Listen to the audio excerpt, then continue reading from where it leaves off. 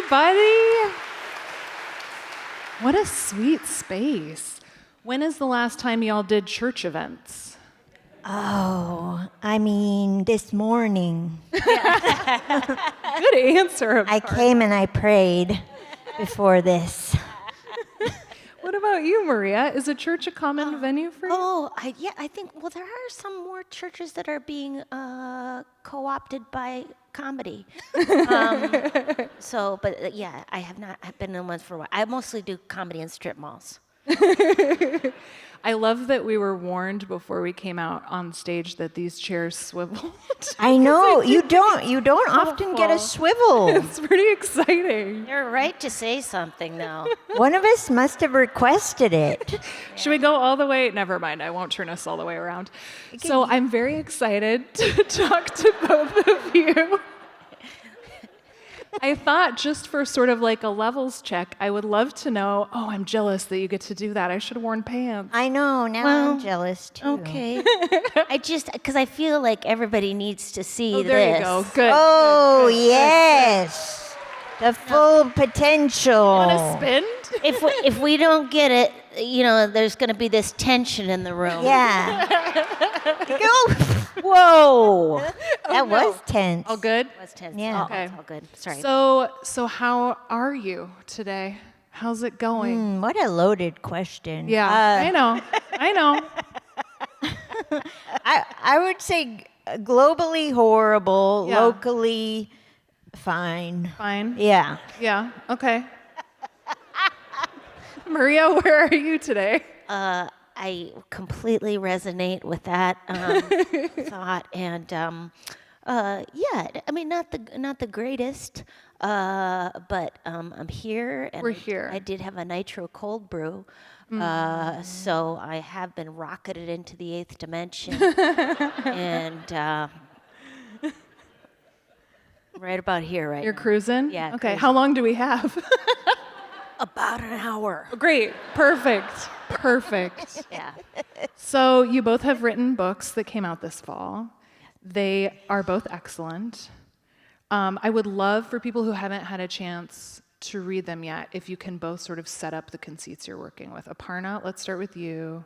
Okay. Talking about imposter syndrome. Yes, I wrote a book of personal essays, and the overarching theme is self-doubt and my struggles with self-doubt in my career, my relationships, you name it, I have questioned it. But yeah, so I sort of explore like where it came from, how it shows up for me now. And, I kind of wrote the book to be like, maybe I'll really crack it once and for all, but it's not how it works. So yeah, would you say it's even maybe stronger than ever? Yeah. Would I say it's maybe origin story to even greater crisis of self? Sure. But no. I think it did give me some clarity in where some of these like negative thoughts for me come from. And, it is always just very gratifying to see people read your work or listen to it and then be like, that's me too, in my brain. Yeah. It just sometimes gets me out of my own head, which is frequently necessary. Yeah. Maria, are you a self-doubt person? Yes. No, it's for sure. I did a couple of shows last night, and the first one I thought went terribly. And then my friend Jackie came in, and she was like, "Oh, that was great. You were on fire." I'm like, "Oh, well, I wish I could have seen it." And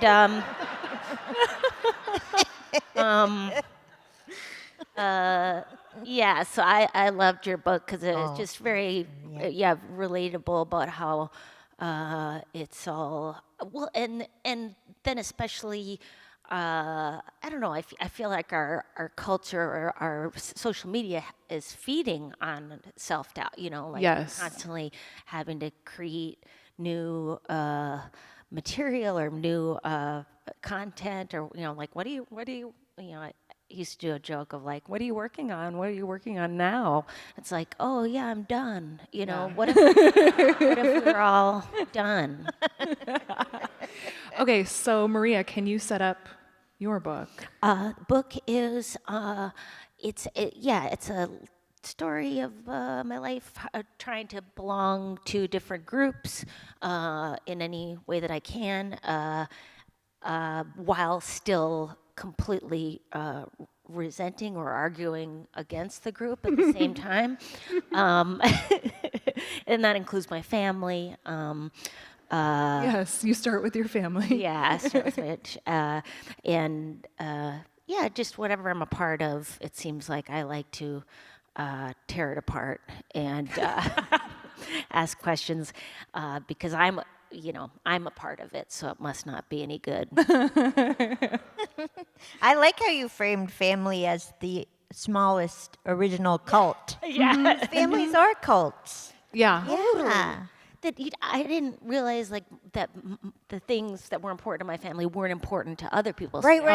Yeah, that's always really interesting. So yeah, Aparna, is there anything like remotely culty that you feel like you've belonged other than your family over the years? Remotely culty. I was briefly inducted into the Cutco knife Ooh, that's a big one. group, That's a big one. but I didn't even make it through the orientation seminars. Oh. Like I went for a few weeks, and then you're supposed to sell like an entire kit of knives, and I Yeah. just sold 2 single pairing knives. And you were like, I'm good. I just signed up at Orange Theory, which is probably the closest. Oh, that's definitely a cult. Oh, for sure. 'Cause who created the theory of orange? Right? Yeah. Great question. Did your family? Did you guys have was there anybody who had like a strong belief about something that you realized was a different? My dad had a strong belief he was right. Dads are really good at that, To aren't be they? the overall, spiritual path. That's awesome. Yeah, my mom liked everything to be clean. And cleanliness, it's very not just subjective, but it's like sort of like it can never be clean enough. No. Everything's filthy. Yeah. When you get down to it, I hate to tell anybody who has OCD, but you are disgusting. And yeah. No, it's a good point, though. I saw an Instagram reel recently where someone was talking about how, like, we should stop thinking of laundry as something that is done because, like, you're constantly in some cycle of it, and that's actually, like, makes sense because we wear clothes every day, and ideally we clean them on a fairly regular basis. Yes. And I did think that was a helpful framing because I think with the cleaning thing, too, it's like we think of it in such a binary fashion of, like, is it clean or is it not clean? But you're right, everything's filthy all the time. Everything's filthy all the time, and it doesn't mean you stop. We're filled with hope, but yeah, just it's okay to have a little build up. I know. Do you ever feel like, have you guys ever had like your whole house is clean, it's just been cleaned, you've just cleaned it, and then you take like one step and there's like a little dirt? Yeah. And you're like, well, I'm the problem. Like, I need to put myself away because I'm the one ruining this. My mom, like I felt like that was her. It would be like she would say, "Honey, you've got to get the sheet between yourself and the quilt because your skin has oils." You're like, oh, do you need me to leave the house? Yeah, should I just go? Yeah. So one thing you both talk about in your books, which I related to very intensely as well, is that you're both introverts, which I think is especially funny given that the three of us are on a stage right now. But this is introversion. Yes. Yeah. All control, amplified lit monologuing time. Yeah. That Set end time. Yeah, we've got a big clock right here that we can check in on every 45 seconds. But what does that look like for each of you? I mean, I know, for example, Aparna, like when you do stand-up, that's something that causes you great anxiety. It seems like, Maria, are you a little more comfortable in that space or not necessarily? Wait, on stage? Yeah. Oh, I don't. I mean, I sometimes, yeah, I mean, I definitely sometimes want to go home Yeah. when I'm on stage. Do you ever tell people that? Or is that an internal thing that's I think I just said it.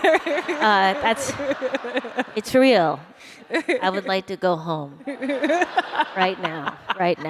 And nothing, it's no offense to you guys. But yeah, I just, it's nice to be home. It is. You It know? is nice. And yeah, and then to just stare at a wall or read a book. Yeah, also I feel like when I made my brand around kind of being shy and like reclusive and not wanting to go to things, then like if people don't come to my shows, I could be like, of course, my real fans are at home right now. They respect my boundaries. That's amazing. I love that. Well, one thing, even leading up to this, that I was really enjoying picturing was the three of us just sitting in separate dark rooms later today. It's okay. It's okay. Yeah. So, Aparna, how it seems like, I mean, as you say, to your point around like introversion kind of being your brand, you talk in the book about like how people will come up to you, but they'll be like, I'm so sorry to bother you. I just want to tell you I think you're great. How else are you like balancing out your own needs without seeming like a jerk, given that you are in such a public-facing role? I mean, Or are you? I don't know. I think I'm constantly trying to manage, because I think with the public-facing career, you sometimes forget that you just facing the public is not the same as, you know, that their relationship to you is not necessarily the same as your relationship to them. And just like, as an introvert, like my few, you know, close friendships or like loved ones are really the connections that help me like stay grounded and stuff. And I so often, if we're using a gardening analogy, let those go to rot. And then I have to go back and replant them and be like, hey, remember me? Yeah, your sister or whatever. And so, yeah, it's this constant sort of, Groundhog Day of like forgetting that I need intimate connections and then remembering it. And yeah, I think I originally did stand up to be like, this is how I'll connect with people. And then I realized it's not the same thing as like true intimacy. Sorry. Maria, how are you navigating that? I feel like you talked about it a little bit in your book around working, which I don't want to get into specifically just because of SAG restrictions, but with Lady Dynamite, like making sure that you were getting enough sleep every night, but also considering everyone else and the roles they were playing and the work they had to do. Yeah, I'm not very good at it. I mean, I just I found I constantly have to I just don't gosh, I don't know what to say about it. When when I'm overwhelmed, like on the road and stuff like that, I think that's it is hard for me to kind of I want to please people. Yeah. I do want to, feel like I'm really appreciating that people have come out and especially people when people have mental health issues that I relate with. I think, I really want to help out and connect. At the same point, I know that's probably not great for me to have a lot of parasocial relationships because number one, I'm not a professional. I don't know properly how to make boundaries with people, and also I need friends. I need friends who like me just as myself, and could care less whether I ever do comedy again. Like some of my friends are like, well, you could do something else. I always love that when when sometimes when comedians or anybody in the arts is canceled, they'll say, I mean, what else am I gonna do? What else am I gonna do in my life? I've been doing this for 50 years. Almost anything. If you can lean, you can clean. I could do so many other things. And I try to remind myself of that. Like I need that I could do other things. If this and I think I had that with mental health issues of going, oh, I may not be able to do this anymore. What else can I do? And there are other things one What can are they? do. Well, I've been looking into, I got peer specialist support training, which that's available in a lot of states in the United States, I think over 40, where you can become a person with lived experience of mental health or a drug and alcohol addiction, and then become part of mental health teams that they're doing instead of you calling 911. Now a mental health team can sometimes come out, and so I trained to do that, but it turns out when I look for jobs for that, they are all full-time, at least in Los Angeles. So now I'm looking into becoming a 988 text operator, which they said you can do as a volunteer and very part-time. So That's really cool. But then, that's something I can train to do. And man, I've called the suicide hotline enough to kind of know what not to say. Oof. Yeah. That's really cool, though. I mean, that's That's meaningful work. And Not also, that stand-up isn't, to be clear. no, but it's also like if it isn't good for me at a certain point, or if I might just get tie-tie. Tired. It's a lot. Yeah, I You get know? that. So, and I don't want to be a victim of some dream, like some people go, oh, I've got, it's so hard being in show business. And it's like, yeah, you can do something else. You'll be okay. I can do something else. Yeah, I like that. Aparna, we talked about this a little bit when you came on my podcast, Nerdette, but if you weren't a Great stand-up comedian. podcast. Oh, thank you. Nerdette. Everybody listen. What would you do if you weren't a stand-up comedian?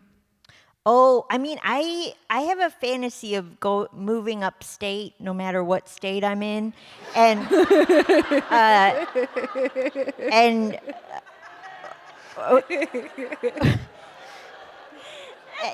and working in a bookstore, but then I can't go past that in the fantasy because then it starts to fall apart. But the idea of that is very comforting when I'm like, oh, this sucks. I feel horrible.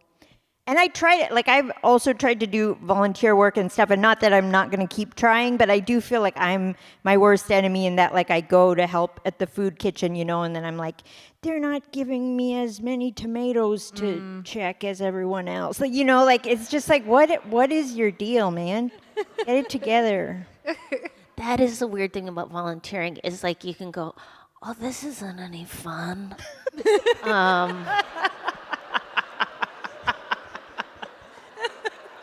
Or like these, the other. They were smiling on the website. Yeah.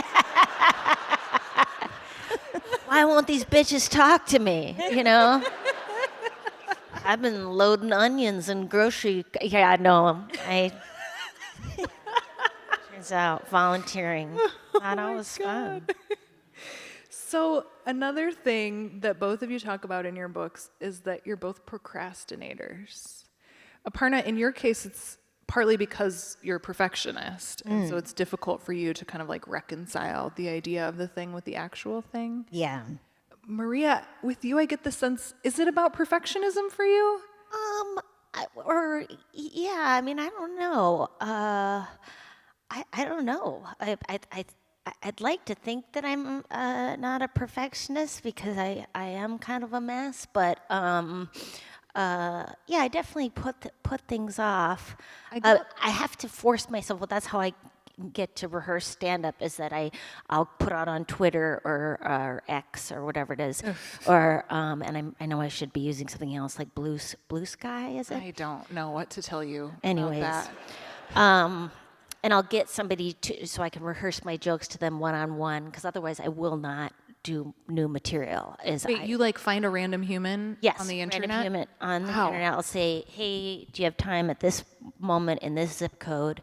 And then meet somebody. I've been doing that for like 5 years, and I've only met pleasant people. Only a few people have given me notes. People have given you notes? Well, isn't that the point if you're asking for notes? Oh, no. No. I'm buying them lunch for them to zip it. All right, remember that, everybody.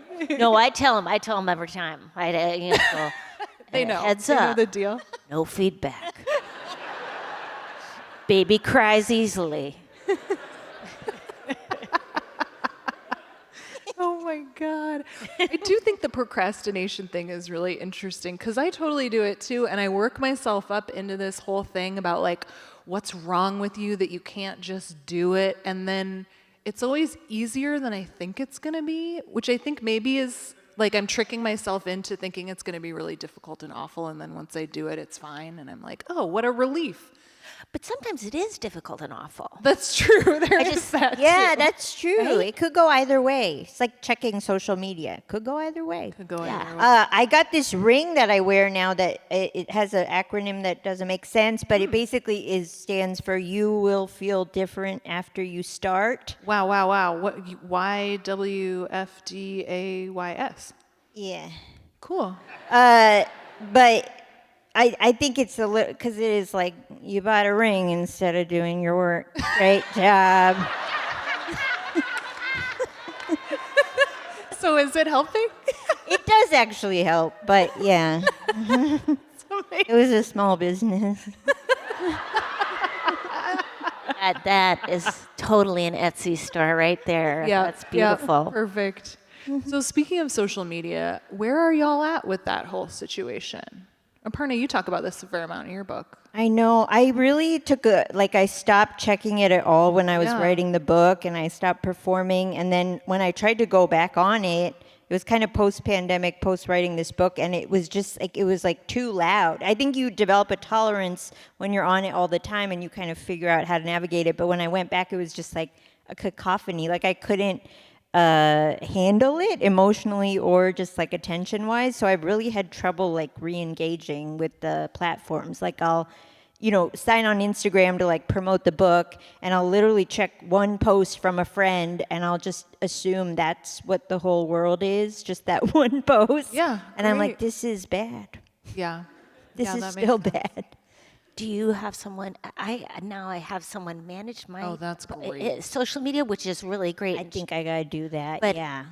but so do you not check it? Because yeah, that's what I would like to not ever see it ever again. Me too. Me too. I think I gotta hire someone, and then I get in my head. I'm like, I'm making them do my, I'm making them Well, do it. and then also people get what thing that happens is that people get mad, and I'm sure everyone's experiences when you are on the internet is that someone will get mad about something, and you can't predict what it's going to be, but you did something wrong, and which is not wrong. It's really disappointing to realize that someone is going to let you down, or because when I've had someone manage it, then I told what I've always done with social media. I would say like everything, even if it says mean things, like it, thumbs up it. I like that.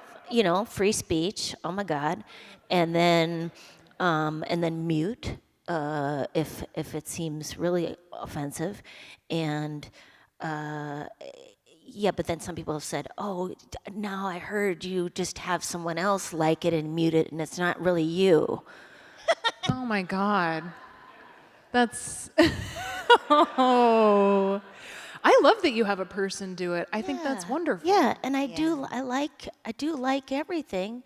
That's the thing. That feels like a thing why do you have to be the person clicking the button? I think Yeah, that's and fine. also, it's okay, and yeah, and also I'm a big fan of 1,000 different things, and I never go, oh, boy, I wish they would do something else for me. Like, yeah. I've never had, so I don't always understand that thing of like customer service, which is why I'm probably not more successful. No. So, do you ask your social media person to tell you the good things people say, or are you just like completely removed from it? Everybody says really lovely things, Yeah. but also that's overwhelming too. Yeah. Where you go, okay, I think I need to make more eye contact Yeah. with other people and Yeah. not, So, but yeah, she'll tell me things, but I check it enough to Yeah. see how lovely things are being said, but or if it's someone I actually know from childhood or something like that. But and it's really disappointing. I know I think I did contact Paula Poundstone when I was a Oh, comedian. really? I tried to contact her, and she never contacted me back. And I realize now, oh my gosh, people have huge lives, and thank God she didn't write me back. Thank God, good for her. That she maybe she took some time to wash her parts or It's very did important. something. Wait, can I ask you guys a question really quick? What's the longest time you've taken to send an email response to somebody? Oh, that's a great question. I will make spelling mistakes, so then I'll just kind of keep it, so and then they know it's really me. But yeah, I think not too long, but Okay. but I've definitely had people get irritated at me. Okay. And then say, "Well, I thought you would give me more," and then I think, well. I think that's part of my brand Yes. is the disappointment that you feel. Maria. And the anger, and to go, God damn it. You met me. Oh my God. But there's so much delight. No, that's so true though, because I remember writing back to a fan who was just like, are you coming through this city? I would love to come see you or something. And I just wrote back, yeah, I'll be here for this, and then they just kept writing me, and I couldn't write back, and then the emails got angrier and angrier, and I was like, oh no, that's terrible. they're having a whole different exchange than I am. Yeah. Well, speaking of parasocial, right? I think that's they think they have a different relationship with you. Yeah. And me too. Yeah. Like I Right. go, that involves me when I go, it's the reason I liked show business is because of the safety of it, of feeling like this weird power struggle where it's like I go, I'm safe, but I'm not safe. Like human being, where it's just, it's all a mess. Well, I mean, you're also very much putting yourself, you both are, especially with these books, right? Like you are showing a level of vulnerability, and not that excuses how other people interpret or behave with that. But I think both of you have spent so much of your time in these public spaces talking about really messy, complicated things. But also, I think, just to be the devil's advocate, is that it's also, for me, it feels good. Part of it's OCD, it's confessing. Like, it's a compulsion for me to confess things. Like, it's not necessarily bravery. It's like, it's me, I need to tell people stuff and getting attention. Yeah. Which also feels very good to me. As a child, I was shy and I didn't get a lot of attention. Or got I got attention for performance. So it's not always a positive thing. Some things I think it leads to positive things, but I just want to say, I don't know if it's always, comedy is so brave. No, I don't mean to say that it's brave, but I think both of you, in the vulnerability that you've shown in these books, are helping destigmatize a lot of sorts of conversations that are really difficult for a lot of people to have. And I imagine that by modeling that behavior, in some cases you're also helping facilitate, people reading them and having those sorts of conversations themselves. And I don't think it's necessarily brave, but I think it is badass, and I think it's important. Well, and it's best case scenario, right? Yeah, Because sure. I think then you can get into the fact of like, I go to comedy for mental health help, and which is, that's the lowest bar. I love Really? getting help anywhere, like I've called, sometimes the suicide hotline has a wait time, in which case fucking call anybody, call Hertz Rent-A-Car, call. I love that section in your book. I have called. I tried calling Hertz Rent-A-Car just to see what they would say, and they picked up on the first ring. Yeah. And the woman said, I do believe every human life has value. You take care. That's not bad. Greta, just to add to what you guys were talking about, I also think it's weird just with mental illness in general, how it has become somewhat commodified by like the marketplace, and now it is like which celebrities are anxiety queens, or whatever, where it starts to get a little confusing, the line between helping people and like furthering brands, which is all of us, but yeah, it does make it a little hazier, like always that idea of like you're doing good, you're speaking your truth. Right. You're like, okay, but how many views did my truth get today? Yeah.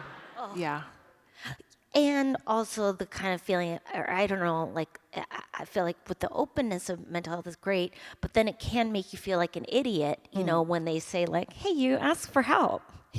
Hey. Like it's easy, or that you're going to get help when you ask. Sometimes it's shitty, sometimes it's not going to be that great. Sometimes it can be harmful. There's plenty of mental health legal issues that come up when people have, when you're hospitalized or whatever, bad things can happen. People are traumatized by that. So I just don't want, being loosely positive about getting help is misleading.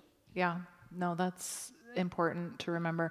I do think you did a really lovely job of that in your book, the idea that like you set the bar very low, but it's still an important bar, I think, Yeah, you never know. Like if you're standing in Del Taco and you can't, I went to the Department of Social Services in Los Angeles with a friend to try to get housing, and they're in their 50s, and we waited for 3 hours, and through this series of situation, trying to get to see the right person, we finally see the right person, and this guy says, oh yeah, no, there's nothing. There's no housing. Is this just a theatrical event? Yeah. Are we It's like a Kafka play. Yeah, it was like a wonderful is... Kafka play that really I wish we had gotten on tape. But yeah, like, oh well. Oh my God. I don't know what I'm saying with that, but just that sometimes, the idea of advocating for yourself, even when you have somebody next to you, it's not always going to work out how you hope. No. But you go to Taco Bell, somebody might be in there. Maybe they've taken a class or read a book. They might make eye contact with you. That was the other thing. The guy from the Department of Social Services, so burned out on his job, he could not make eye contact with him. He's like, "Yeah, we don't have an emergency housing. We just don't have any." I'm like, "Okay, man." Like, wow. So Aparna, something that you talk about in your book that really resonated with me is the idea of like balancing out, trying to figure out how to listen to your gut and trust your intuition, but also knowing that sometimes your brain isn't actually doing you any favors in that department. Where are you with that these days? I think I have learned that there is nothing on this planet that I will do without resistance. Like, no, even like fun stuff, like going to hang out with a friend, like right before they hang out, I'll be like, we don't really like each other. I don't even really like tacos. Like I'll just convince myself of why anything I have agreed to do was the worst decision I've ever made. And I've learned that's sort of how my anxiety manifests. And it's like some days I'm willing to like, face it and say, no, like you can get through this. And then other days I can't. The anxiety is like too loud or whatever, and I kind of let myself stay in. But then nowadays it's like I'm not beating myself up about it as much. It's kind of just like that is just part of my deal. Like some days I can't show up. And even with like talking about mental health in my stand-up, it's like some days the mental health makes me like not able to do the stand-up. So I have to like remember that that's okay. Yeah. Yeah. The beating yourself up part is really tricky, I think. Yeah. It's, I often will, bow out of something and then feel really guilty for it afterwards. And then it's like, oh, good, I'm feeling bad about feeling bad. Yeah. Like just what I needed. Maria, how do you navigate that stuff? Okay, hold on. What was it? I'm so sorry. The idea of like trusting yourself in your gut, but then also knowing that sometimes your brain is tricking you. Oh, God. Should I change the subject? I could Yeah. change the subject. I'm so if you sorry. Yeah, my brain, I can't even That's fine. figure that one out. That's totally fine. Maria, how are you on your illegal parking journey? My illegal parking journey, I share in the book about how I have a behavior that I can't seem to stop myself, which is to park illegally. And it's a gamble. It's about gambling. It's about the excitement. How often do you get away with it? Well, I think it's about 50-50. Oh, and yeah, so so that's what those are exciting the odds. frisson, really lights my brain on fire. And I'm trying, because I think that I like that feeling of of drama, some sort of drama, something happening. I read that in. I was reading about people sometimes who have mental health issues or drug and alcohol issues. That sometimes people spread out tasks over, like you go, oh, why didn't you see your doctor, your social worker, your, all the people on one appointments on one day, and it's because you create meaning with your life if you spread things out, over time. And I think that's what I'm trying to do with illegally parking, is creating some shape and meaning to my days. I'm in trouble. That's kind of like when you're a kid, right? And time feels so much longer, where it's like you saw a movie that day and that was your whole day. Like, you know, now it's like, oh, we might see a movie in the afternoon. That's just one little thing. But I like just being like, I'm seeing a movie today. That's it. That's my That's activity. the day. Yeah. Yeah. When I get a parking ticket, I got 60 days now. Oh, yeah. That are just like, so true. wow, just thinking about it. And I got to tell my husband, and he's like, what? Another one? Just park in a parking lot. And, that's ups and downs and ups and downs. What an exciting ride.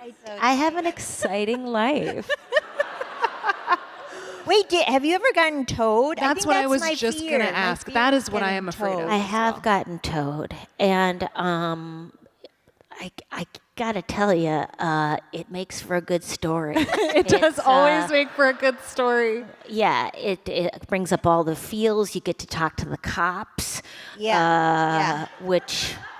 I don't know why I'd want to talk to the cops, but somehow anyways, it's very a privileged addiction I'm into. No, I haven't been a toad for many years, but it's in my wheelhouse. Yeah. So in like 1 minute, we're going to start doing audience questions. So just start thinking about that. But first, I would love to know in the audience here how many people have gotten towed, just out of curiosity. Whoa! Oh, that's amazing. Incredible. That's beautiful. People. That's beautiful. I have been lucky enough to not get towed here, but a friend of mine did, and I went with her to Lower Wacker, which it turns out is where the towed cars go here, which is just hell on earth. It really is one of the scariest places I've ever been. What is it like? Is it underground? Lower Wacker kind of, like, do you remember the Batman movie where they like filmed it, It's under that. So it's just like, it should be underwater, arguably, because it's right by the river, but for some reason it's not, and it's just like a very, very, it's like the basement of the dark side, you know? And what was the scariest thing about it? Was it the amount of money she had to pay to get her car out? That was not good. The whole thing was just Yeah. bad. No. It was just bad. Honestly, the scariest part about it probably was that I was already in bed when she called me and told me she needed my help to go to lower whacker. You're a good friend. Thank Yeah, you. Wanna you're a affirm great that. friend. That's a very good friend. Okay, so let's take some audience questions. We have a lovely human with a microphone Nice. that we're going to hand out. And did you want to, is that all we need to say at this point? Yes, so we'll take some questions now. Unfortunately, we can only take questions on the main floor today. I'm very sorry to the balcony, but please feel free to raise your hand and I will come around with the mic. And we have about 15 minutes, so please keep your questions brief, state your name, and ask your question, and we'll get some answers for you. We'll get some answers. We'll start right back here. Oh, lovely. God, this is such a beautiful space. Hi, can you hear me? Yeah. My name's Kathleen. I have a question for Aparna. You mentioned in your book that you watched, quote, a darkly cynical movie critiquing humanity and society at large, and you unequivocally loved it. I really want to know what movie that was. That's such a great question. And I get it if you don't know, but I really like Oh, I know. darkly cynical movies, so. It was Don't Look Up Oh, on Netflix. yep. Silence. Yeah, it's like, That's fine. who's the director? Adam McKay. Yeah. Adam McKay. Which I usually like his stuff, but that You one, didn't like it. No. See, that's the thing. No, it was a miss. No one liked it except me. What did you like about it? I loved it. I was in for the ride because it's kind of a satire of the moment we're in and just like how things get so overblown in the media and sort of how like an asteroid is hitting Earth and it gets blown out of proportion in terms of like the spin on people who think it's fake and it's really happening. And then, well, I shouldn't spoil the movie, but anyway, it really worked for me. But then every review I read was like, this was his worst one yet. Gosh, no, I want to watch it. I'm gonna watch it. Yeah. Gotta watch it and tell us what you think of it. Yeah, for sure. No, we're gonna. My husband and I are gonna watch it together now. Yes. What is our next question? Go. Head right over here. Good hustle, by the way. Oh, thank you. You're doing great. Hi there, I'm Lindsay. Thank you for being here. I was curious, what have you found helpful when you're creating for like staying true to yourself, like being authentic, but also like the pleaser in you maybe like wants to like get success and like, you know, others to like you. So how have you kind of found navigating that? Thank you. Dun dun dun. You can I pass think if you want. I'm still trying to work on it because I think the people pleaser in me is always like if I do something I believe in terms of like material or something I want to talk about and it doesn't land well, it's really hard for me sometimes to dig down and be like, okay, but you believe in this and there's something here that you like because I think I just very easily get swayed by other people's feedback or perception of me. I think that's part of my anxiety too. So I think it is drawing that line between, okay, one for you, one for me.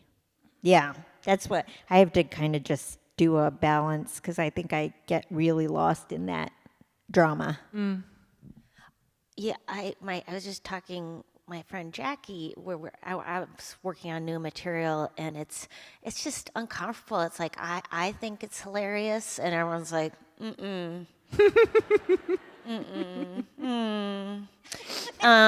so yeah, but then I think I've got to be my own biggest fan and go, well, I want to hear what Maria Bamford has to say that's fresh off the noggin. And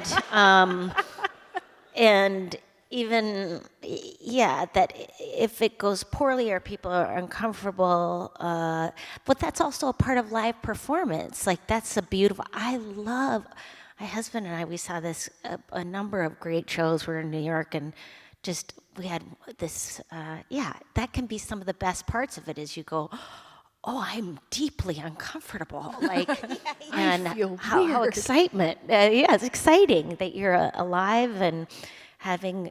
We went to a show. It was like noise music, which is like a 747 taking off and landing, and taking off and landing, and then you pay for it to watch. And yeah, it was it's like, oh my gosh, I will never forget it. It's wonderful. Especially the fact that the band said, we didn't practice Wow. beforehand. Like jazz. It's all off the It's all off the improv. Yeah. No need to practice. I also just wanted to add, I think also as an artist, like sometimes you have to remember like how the work is received is not always your business. Like me creating it is not just to be like, I just want everyone to love this. Like that feels like if you're too linked to that when you're creating it, it just makes it harder to be open in the creation of it.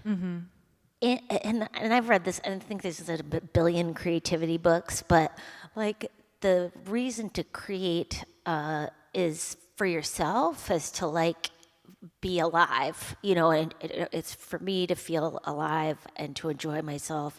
And there's this there's this one writer, I think, in Minnesota who's passed. Anyways, she had this one quote, why do we create? Because there's nothing that makes people so joyful, lively, bold, and compassionate, so indifferent to fighting in the accumulation of objects and money, because the best way to know the truth or beauty is to try to express it. And yeah, like I think that's why. That's beautiful. I can't remember the name of the writer now, which is terrible. I'm amazed. I mean, the fact that you pulled that quote out is gorgeous. Well, all right. We have another question right over here. Great. Hi, I'm Kevin. Is there a moment that you have in your childhood that you sort of reflect back on constantly, that you kind of return to, that sort of says, hey, this is when my mental health journey began? Ooh. A fun question.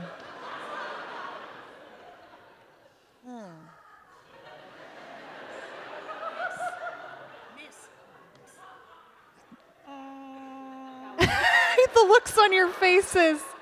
Do you want me to answer? Yes, you answer first. Yeah. I have not written a book about my mental health journey, but I do distinctly remember in like probably 3rd or 4th grade, I started right before bed, I would have panic attacks about the idea of dying. Just like the concept of not existing anymore just scared the shit out of me. So that was probably the beginning for me. Yeah. Yeah, I think, and I say it in the book, but I was like, I stopped being able to sleep at night because I was worried I was going to harm my family. I just didn't want to go to sleep because I thought that would mean I'd go out of control. And yeah, so I think, and so that went on for about a year, and then I finally got the courage to tell my mom what I was afraid of happening, and she's like, "It's okay if you're gay." That's right.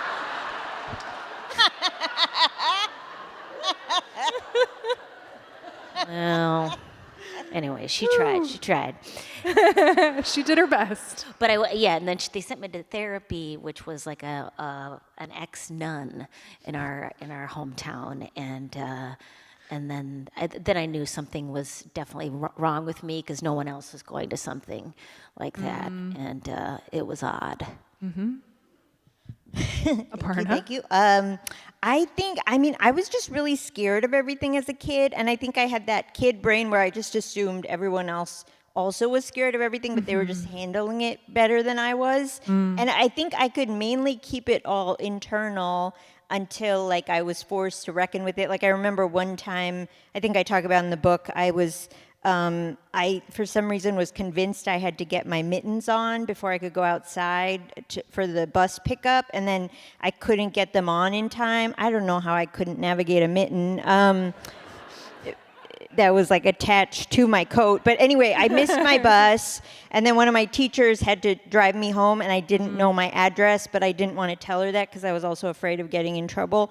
So she would just say, "Do I turn here?" And I would just nod, and then I would just nod every time, and we just kept going in circles around the school. And then finally she just, went back to the parking lot and was like, "We're going to call your parents. They're going to come pick you up." But I think just that level of helplessness, I learned early was not good. Oh my gosh, you're like the first UPS truck. With no drop-offs. That's amazing.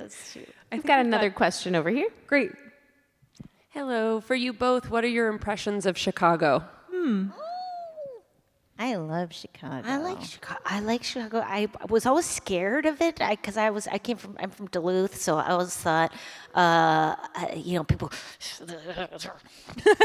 I don't know, like somehow it's tough. It's tough. And I think you guys have a little bit of that, especially the comedy community. It can be, kind of tough. There's, we don't, the same reason I didn't move to the East Coast where I, just people telling you to fuck off and stuff. I which I know is affectionate now that it's a lovely thing for someone to say. Look, you too. But I preferred Los Angeles, where even if people are, fake, thank you. Oh my God. Tell me I'm a genius and never see me again. I love it. That's funny. That's kind of Minnesota nice in some ways, I suppose, isn't it? Minnesota, and Minnesota nice, I think that is, I Oh, yeah. do not always see a lot of it. Because sometimes you get somebody who doesn't have a lot of facial expressions. My husband has been to Duluth many times. And Duluth is like, oh, so I guess you think you're a big deal now, huh?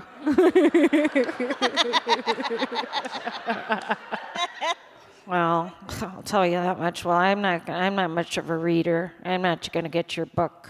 I like my romance novels. Are you going to read a romance? I would read that. Yeah. So you know. I would too. Okay. Get on it.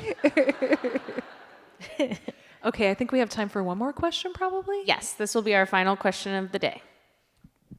Hey, my name is Zach, and my question is for Aparna. Did the book ever make you stressed enough to kick a muffin? And have you read any good 1-star reviews lately? Ooh, 2 citations of the work.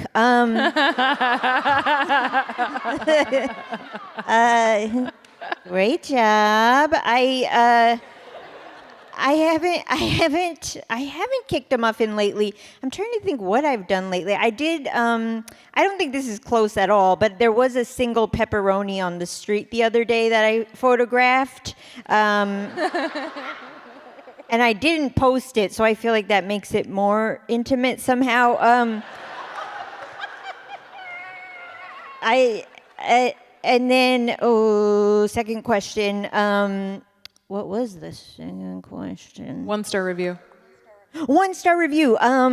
Yes, my 2 friends I know just had a movie come out. Dix the Musical is so good. I highly recommend everyone see it. It's just bonkers. Nathan Lane is in it. Megan Mullally, Megan Thee Stallion, and these 2 comedians, Josh Sharp and Aaron Jackson. But they posted one of the reviews they got online, and it was 1 star, and it was a very angry lesbian, and she called the movie the worst form of conversion therapy she's ever seen. And they're 2 gay men, so that doesn't quite track. And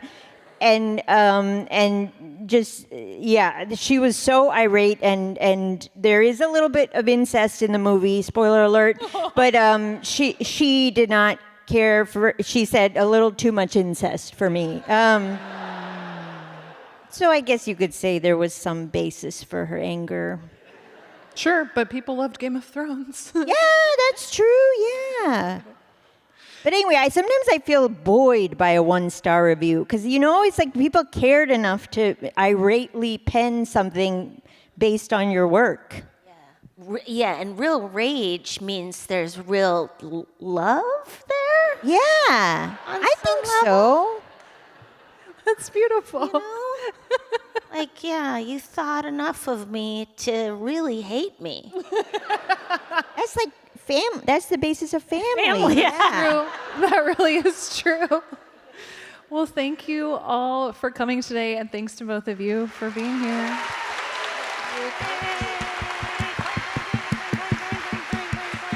Thank you. Thank you so much. Great job. Great job.